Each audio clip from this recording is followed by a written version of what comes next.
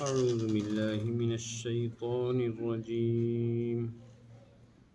بسم الله الرحمن الرحيم.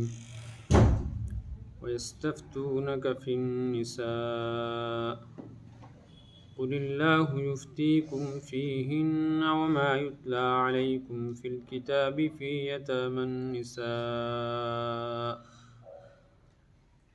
يتامى النساء اللاتي لا تؤتونهن ما كتب لهن وترغبون أن تنكحوهن والمستضعفين من الولدان وأن تقوموا لليتامى بالقسط وما تفعلوا من خير فإن الله كان به عليما. وإن امرأة خافت من بعلها نشوزا أو إعراضا فلا جناح عليهما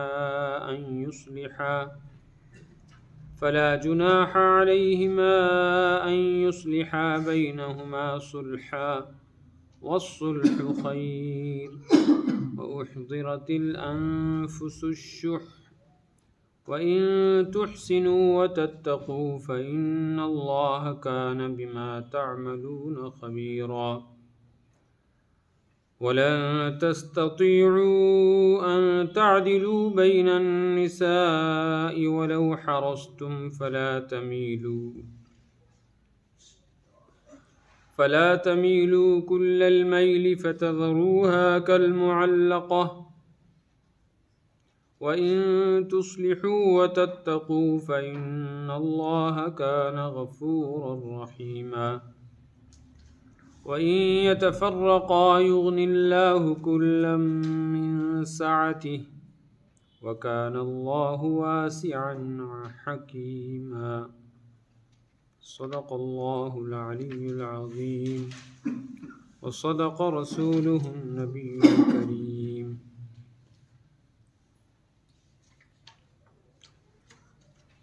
یستفتونک،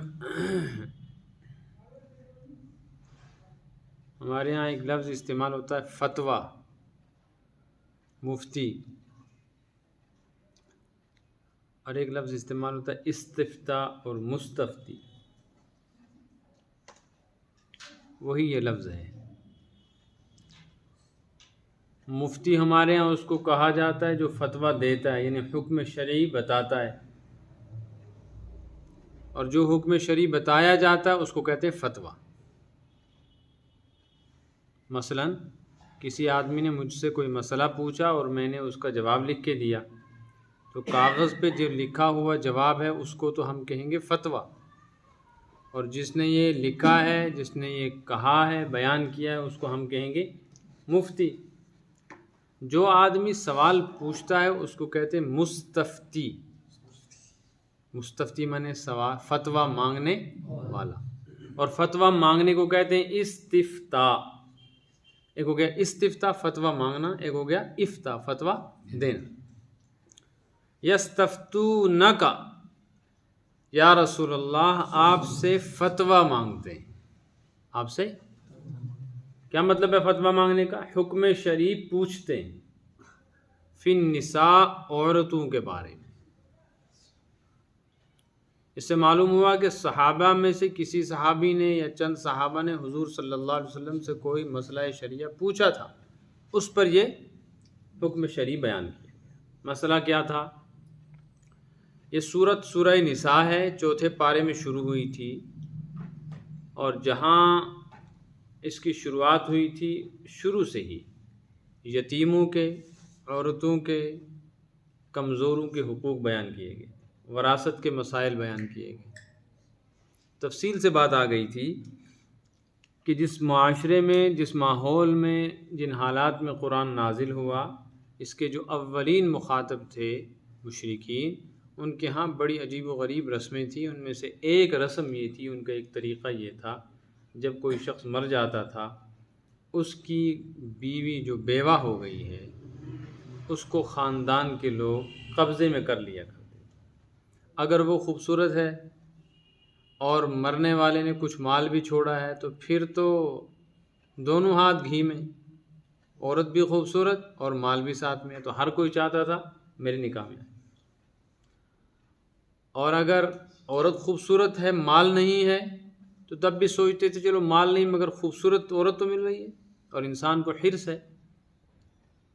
اللہ تعالیٰ نے طبیعت کے اعتبار سے انسان کو ایسا بنایا ہے، اسی تیسرے پارے کے شروع میں آ چکا ہے، سورہ آل عمران کے شروع میں، زُيِّنَ لِلنَّاسِ حُبُّ الشَّهَوَاتِ مِنَ النِّسَاءِ، لوگوں کے لیے عورتوں کو مزین کیا گیا ہے، عورتوں کی چاہت رکھی گئی ہے مردوں کی۔ اب خوبصورت عورت ہر انسان کو بھاتی ہے، چاہتا ہے ہر انسان،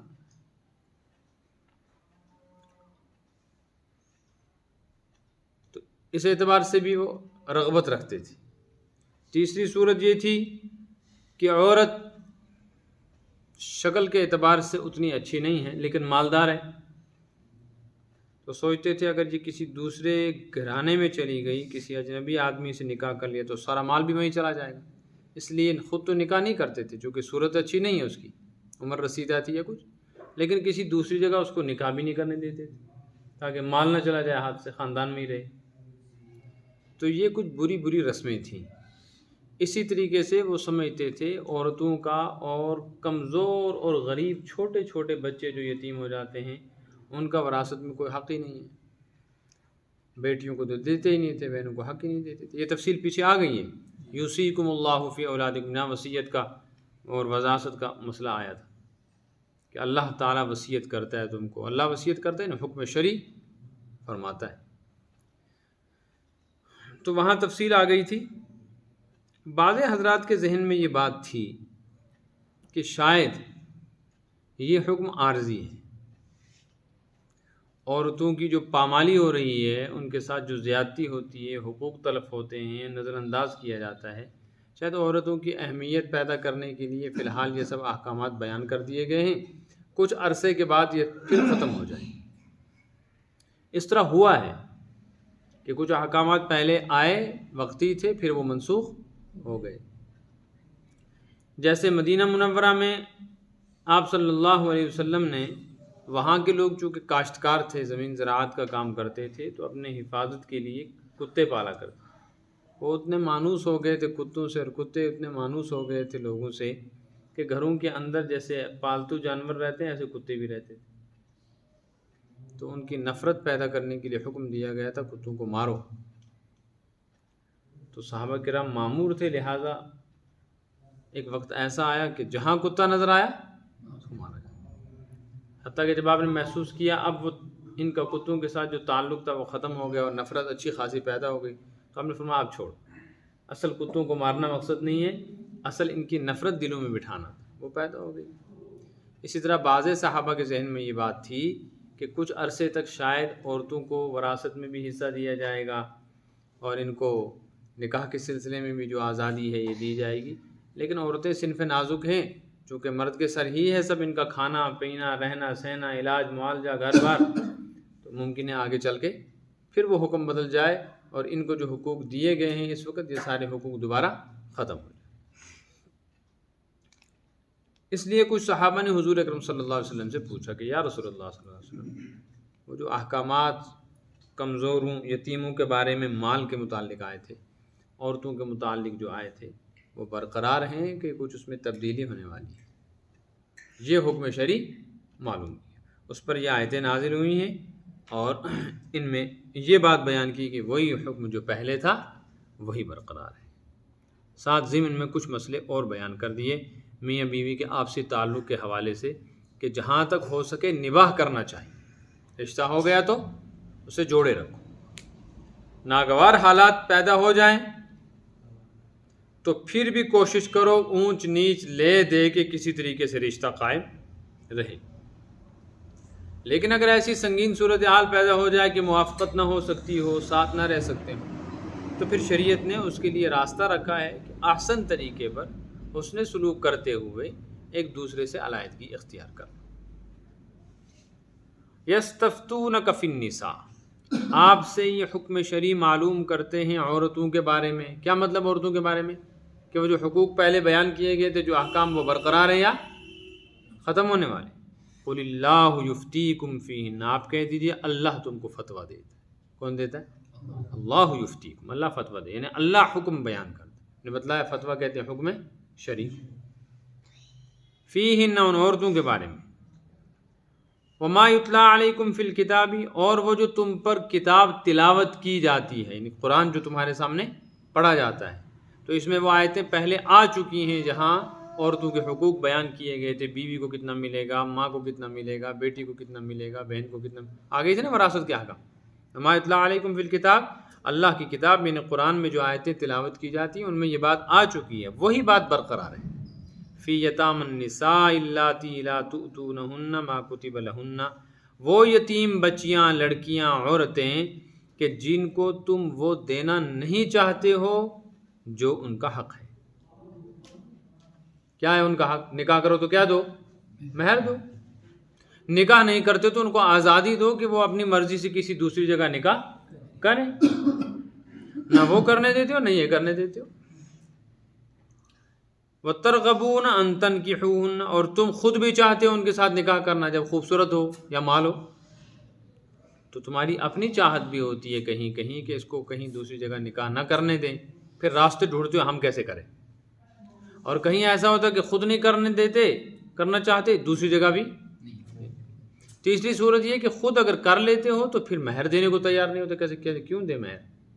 اپنے خاندان کی بیوہ ہوئی ہے، ہم اس کے سر پہ ہاتھ رکھ رہے ہیں تو اب مہر کی کیا ضرورت ہے؟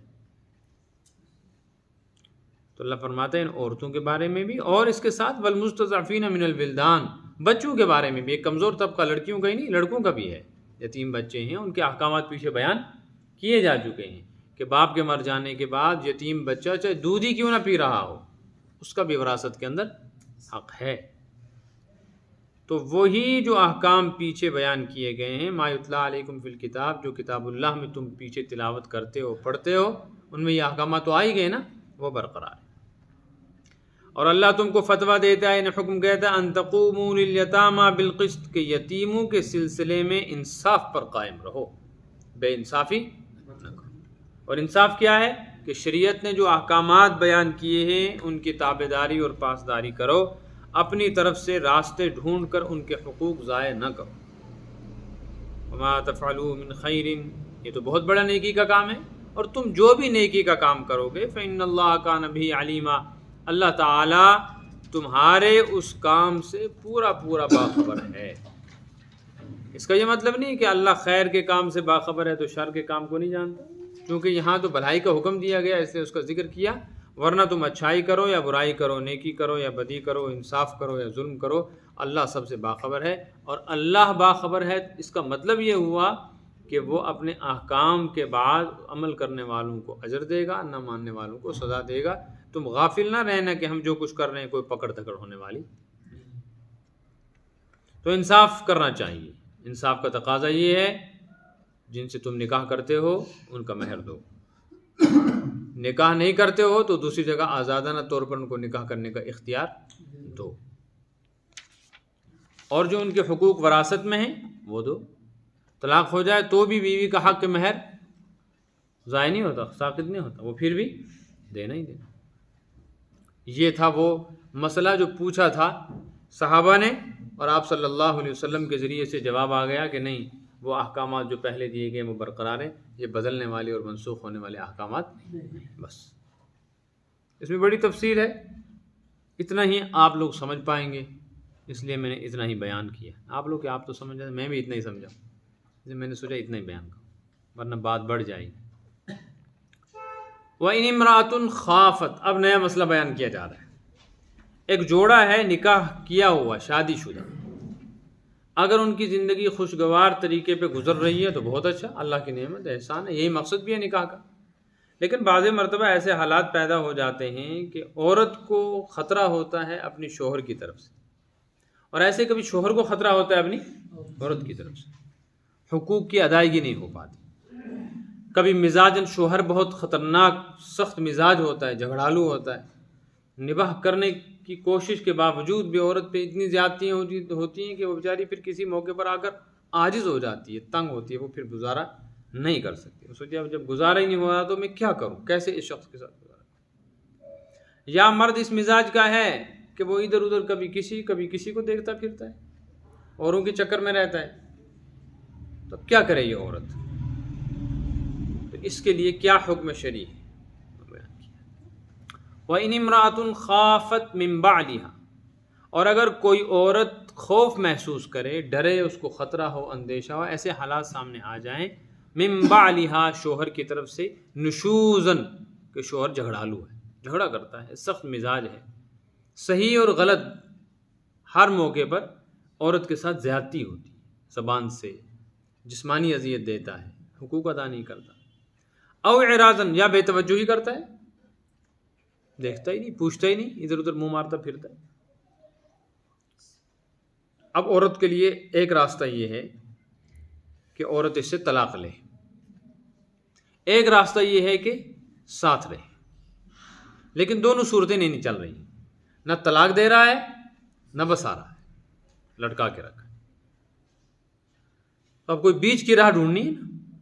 عورت نہیں چاہتی کہ طلاق لے کر واپس میکے میں جاؤں، مجھ کو طلاق کا داغ لگے، اور مرد نہیں چاہتا ہے کہ اب میں اس کے اوپر خرچہ کروں۔ گھر کی نوکرانی مفت میں رہے تو ٹھیک ہے، بچوں کو پالتی رہے، گھر کے کام کاج کرے، لیکن مجھ سے زیادہ اس کے ناز نخرے برداشت نہیں۔ تو عورت کو چاہیے کہ وہ رشتہ نبھائے۔ فلا جناح علیہما، کوئی حرج نہیں ہے۔ ایک تیسری راہ ہے، وہ یہ ہے ان یصلحا بینہما صلحا، تیسرے کو نہ بلاؤ، دونوں مل کر آپس میں ایک دوسرے سے صلح کرو۔ صلح کا مطلب ہے کوئی معاہدہ کرو، لین دین کرو۔ کیا مطلب ہے لین دین کا؟ کہ عورت اس کو کہے کہ چلو جی تم مجھے طلاق نہ دو، بچے ہیں، تم مجھے طلاق دے دو گے تو بچوں کا کیا ہوگا، میں کہاں جاؤں گی ان معصوموں کو لے کر، تم بھی ان کی طرف توجہ نہیں دیتے، چلو میں اپنا مہر معاف کر دیتی ہوں، مجھے رہنے دو ایسے، یا میں اپنے حقوق واجبہ میں سے آدھے معاف کر دیتی ہوں، 2 ٹائم کا نہیں، ایک ہی ٹائم کا کھانا دے دیا، مجھے 4 جوڑے نہیں چاہیے، بس سردی کا 1 جوڑا، گرمی کا 1 جوڑا دے دیا کرو، میں اسی پر گزارا کر لوں گی اپنی اولاد کے لیے۔ یہ ہے معاہدہ۔ عورت اپنے حقوق میں سے کچھ حق معاف کر دے اور کوشش کرے کہ اپنے اور بچوں کے لیے برداشت کرے۔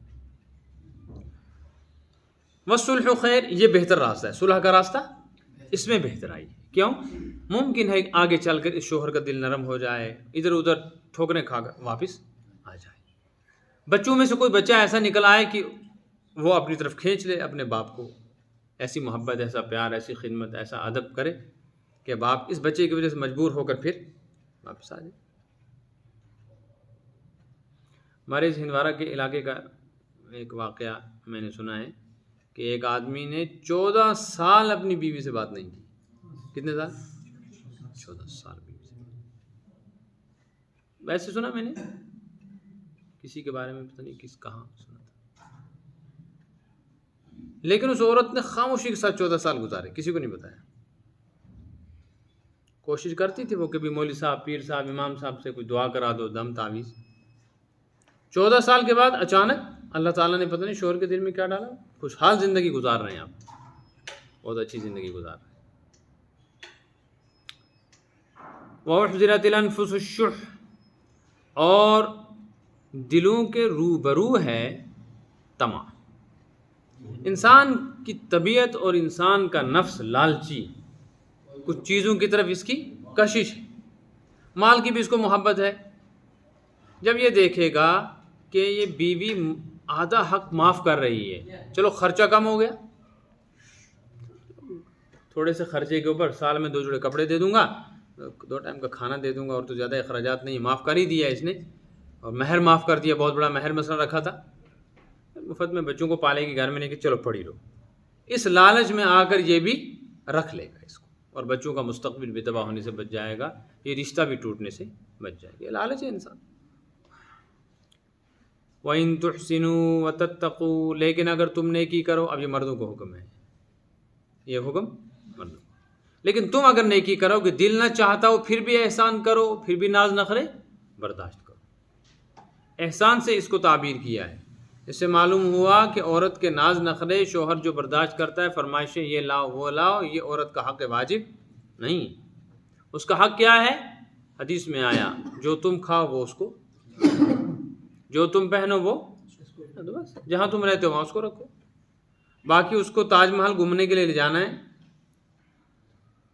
یہ اگر لے جاتا ہے یہ احسان ہے اس کی فرمائش کے اوپر مکان کے اندر یہ چیز لاؤ، ویسی قالین لاؤ، یہ پردے لاؤ، ایسی میٹنگ، ایسی فٹنگ، یعنی ایسی لائٹنگ کا سسٹم بناؤ، یہ کلر کرو، وہ پینٹ کرو، اور اس طرح کے نلکے لاؤ، اور ایسے ٹائل لگاؤ، یہ فرش فروش، یہ پارکنگ.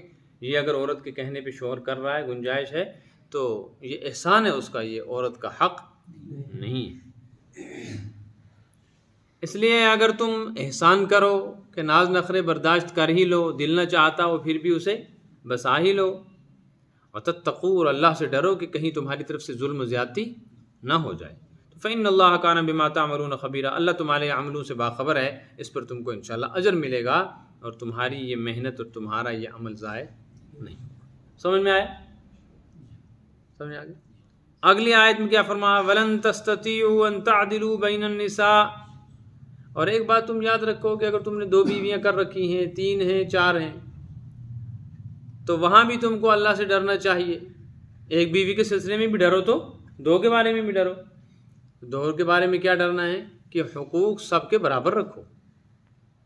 لیکن حقوق 2 طرح کے ہیں، ایک طبعی غیر اختیاری جس پہ انسان کا اختیار نہیں، اور ایک اختیاری. مثلا عورت کا حق ہے کہ اس کو محبت دی جائے. اب محبت کرنا انسان کے اپنے اختیار میں نہیں، غیر اختیاری چیز ہے. ہو جاتی ہے کسی سے نہیں ہوتی. ایک انسان کو اپنے 4 بچوں میں سے ایک کے ساتھ زیادہ محبت ہے، 3 کے ساتھ اتنی محبت نہیں ہے.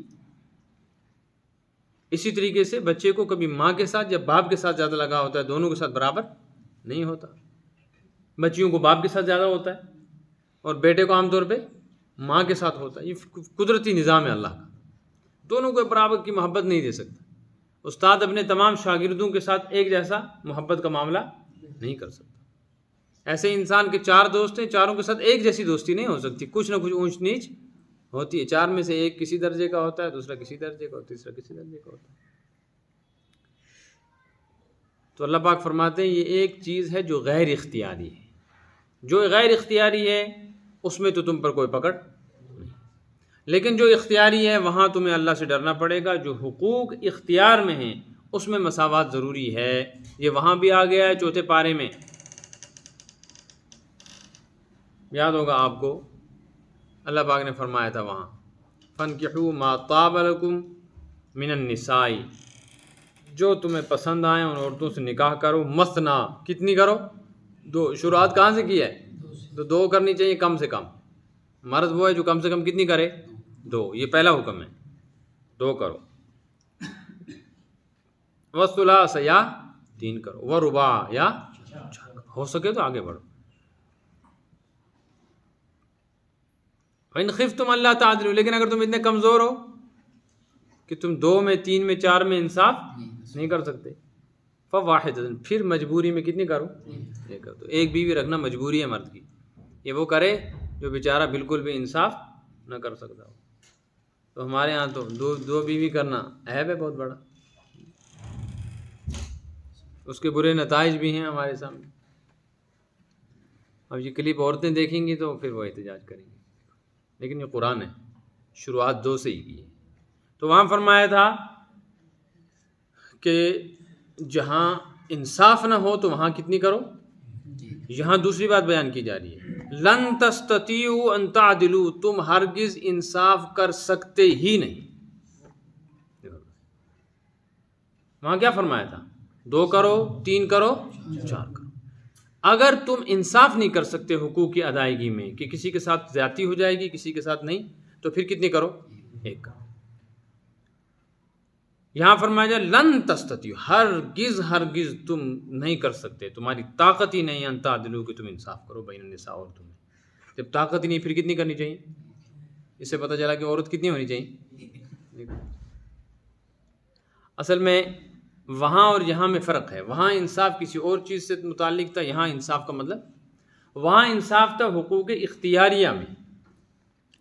نان نفقہ، رہائش، اخراجات، اس سلسلے میں برابری واجب ہے.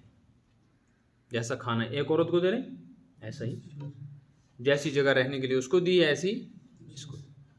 ایک رات اس کے ہاں گزاری جا رہی ہے تو ایک رات اس کے ہاں گزاری، باری مقرر کرنا واجب ہے، لازم ہے۔ یہاں جو کہا جا رہا ہے کہ تم نہیں کر سکتے انصاف، اس کا مطلب ہے وہ چیزیں جو تمہارے اختیار میں، جیسے محبت، تو محبت کے سلسلے میں تو انسان کا اختیار نہیں۔ آپ صلی اللہ علیہ وسلم اپنی ازواج مطہرات میں جس قدر مساوات فرماتے تھے اس کا تو خیر تصور بھی نہیں کیا۔ آپ سے تو کیسے ممکن تھا کہ خدا نخواستہ کسی کے ساتھ زیادتی ہو؟ پھر آپ فرمایا کرتے تھے یا اللہ یہ میری تقسیم ہے، میں نے اپنی بیویوں کے درمیان یہ حقوق بانٹ کر، یہ میرے اختیار میں تھا، میں نے یہ کیا، لیکن کچھ ایسی چیز جو میرے اختیار میں، اس پر میری پکڑ نہ فرما۔ وہ کیا تھا کہ آپ کی طبعی محبت زیادہ غالب تھی حضرت عائشہ رضی اللہ تعالیٰ۔ اس کی وجہ کیا تھی؟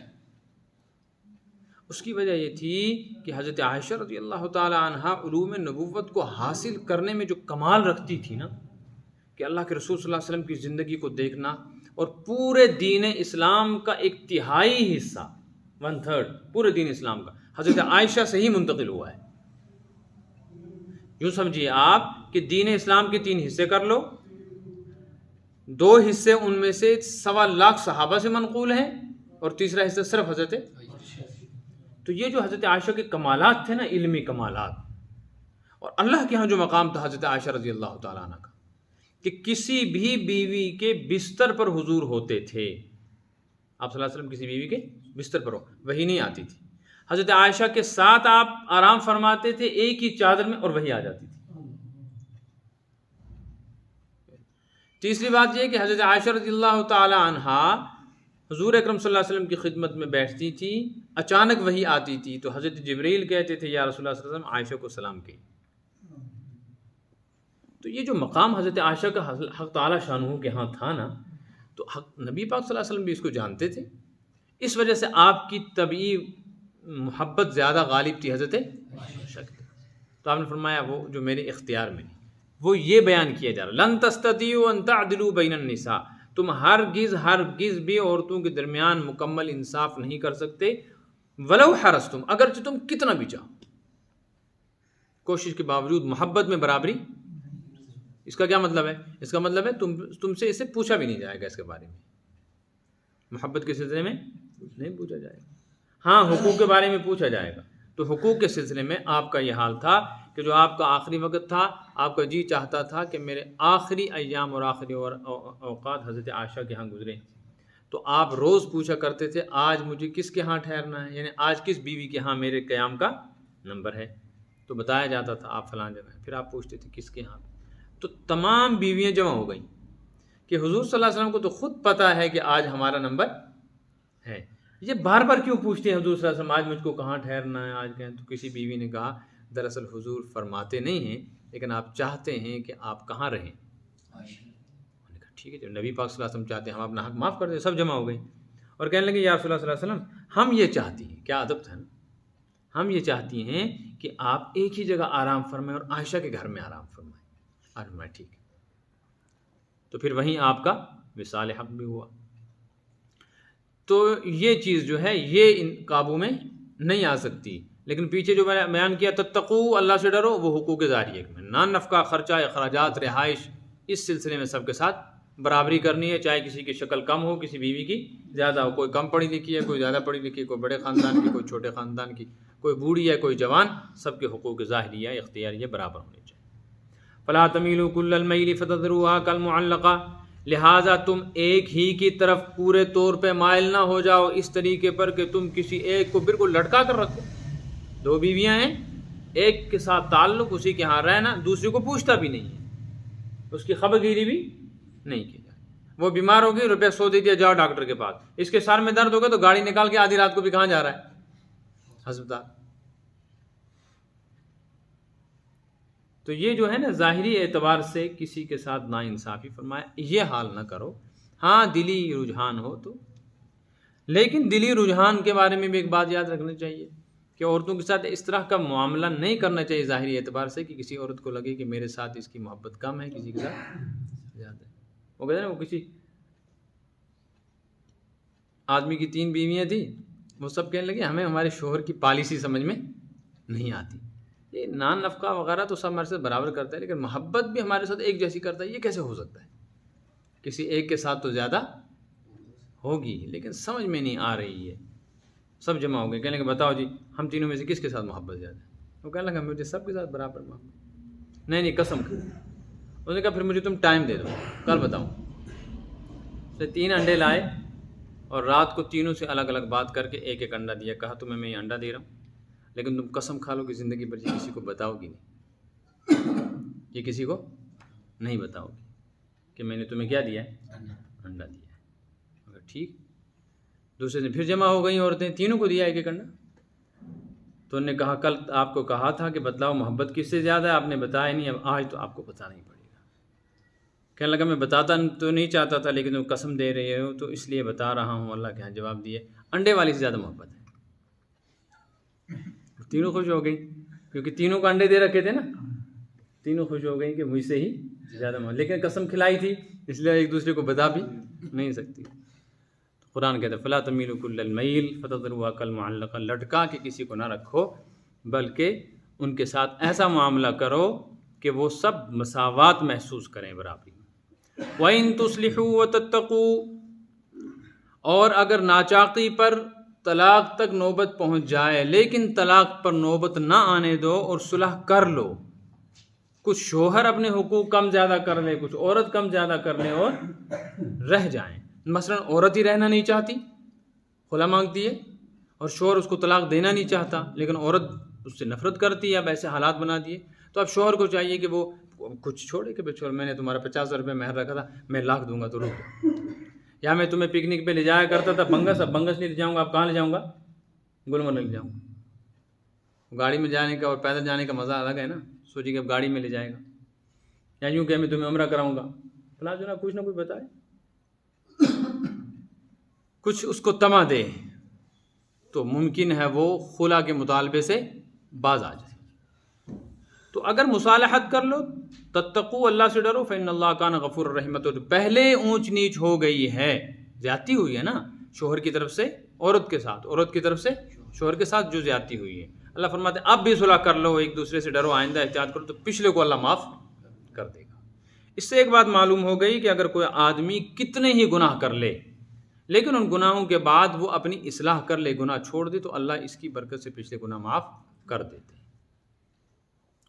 وَإِن يَتَفَرَّقَا، لیکن اگر نوبت یہاں تک آ جائے کہ ایک دوسرے کے ساتھ رہنا ممکن ہی نہیں، شوہر بیوی کو طلاق دینے پر بضد ہے، بیوی نہیں چاہتی ہے طلاق لینا، لیکن شوہر کہتا ہے میں طلاق دوں گا، نہیں رکھوں گا تجھے. اب وہ پریشان، اگر اس نے مجھے طلاق دی تو میں کیا کروں گی، کیسے زندگی گزاروں گی، اب کہاں جاؤں گی، کیسے کھاؤں گی. ایسے ہی بیوی کہتی ہے مجھے تیرے ساتھ نہیں رہنا ہے، میں تو خلا لوں گی، مجھے کچھ بھی پینلٹی دینی پڑی میں دوں گی، مہر چھوڑوں گی، لیکن تیرے ساتھ. تو شوہر سوچتا ہے ہو اگر یہ میرے سے الگ ہو گئی، اب مجھے سہارے کی ضرورت ہے، مدد کی، مجھے کون دے گا نیا رشتہ، میں کیا کروں گا، کیسے کھاؤں گا، کیسے پکاؤں گا، کیسے کچن میں جاؤں گا. لیکن اب ادھر حالات ایسے ہیں کہ دونوں ساتھ نہیں رہ سکتے، یا دونوں نے رضامندی سے طے کر لیا ہے کہ اب ہم نہیں چل سکتے، فتنہ کیوں کریں، لڑائی کیوں کریں، لوگوں کو کیوں بلائیں، ہم کیوں تھانے، عدالت، کورٹ کچہری میں جائیں، بس ہم نہیں رہ سکتے، ہم دونوں رضامندی کے ساتھ ایک دوسرے سے.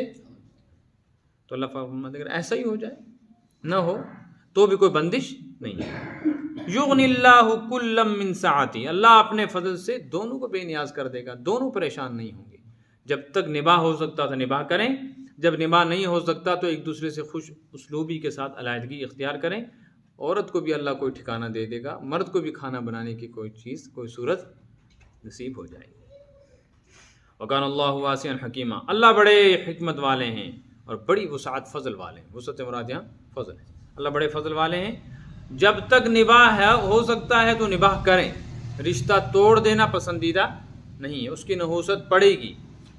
لیکن اگر حالات ایسے ہو جائیں کہ ممکن ہی نہ ہو، ایسے ممکن ہے، ایسے حالات پیدا ہو جاتے ہیں کبھی کہ جوڑ اب ممکن نہیں، دونوں طرف سے یا کسی ایک کی طرف سے ایسی زیادتی ہے کہ اب کوئی فریق ساتھ رہنا نہیں چاہتا، تو اللہ پاک فرماتے ہیں کوئی بات نہیں، پھر علیحدگی اختیار کرو، اچھے طریقے سے علیحدگی اختیار کرو. یہ پیچھے آ گئی پھر طلاق کیسے دو، ہے نا، وہ طلاق کا مضمون آیا تھا نا، یاد ہے بھی سورہ بقرہ میں دوسرے پارے کے آخر میں، وَإِن طَلَّقْتُمُوهُنَّ مِن قَبْلِ أَن تَمَسُّوهُنَّ وَإِذَا طَلَّقْتُمُ النِّسَاءَ الطَّلَاقُ مَرَّتَانِ وللمطلقات، طلاق کے متعلق کئی سارے آیتیں مسلسل آئی تھیں. طلاق کیسے دیں گے، 3 طلاق، 1 طلاق، 2 طلاق کے بعد کیا حکم ہے، 3 طلاق دے دی تو کیا ہوگا، اور اگر کسی نے نکاح کے بعد رخصتی سے پہلے طلاق دے دی تو کیا دینا ہے، وغیرہ ذالک کی تفصیل آ چکی.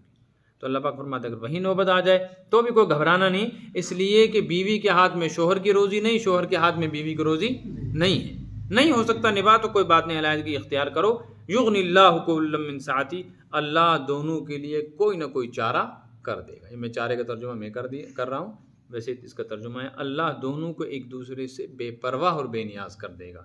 ایک وقت آئے گا ان کو ایک دوسرے کی ضرورت نہیں، ہو جائے گا کوئی صورت اس کے لیے بھی پیدا، اس کے لیے بھی. کیوں؟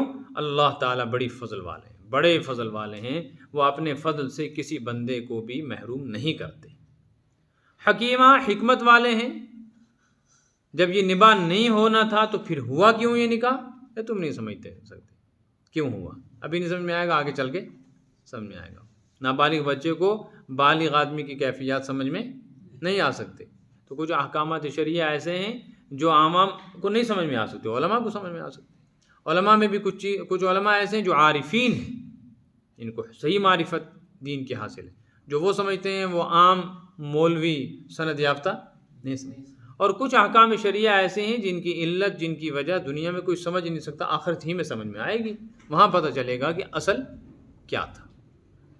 صدق اللہ العلی العظیم وصدق رسول اللہم علمنا القرآن فہمنا القرآن وذکرنا من القرآن ما نسینا وعلمنا منه ما جہلنا وارزقنا تلاوته آناء اللیل واطراف النہار واجعله حجة لنا ولا تجعله حجة علینا برحمتک یا رب.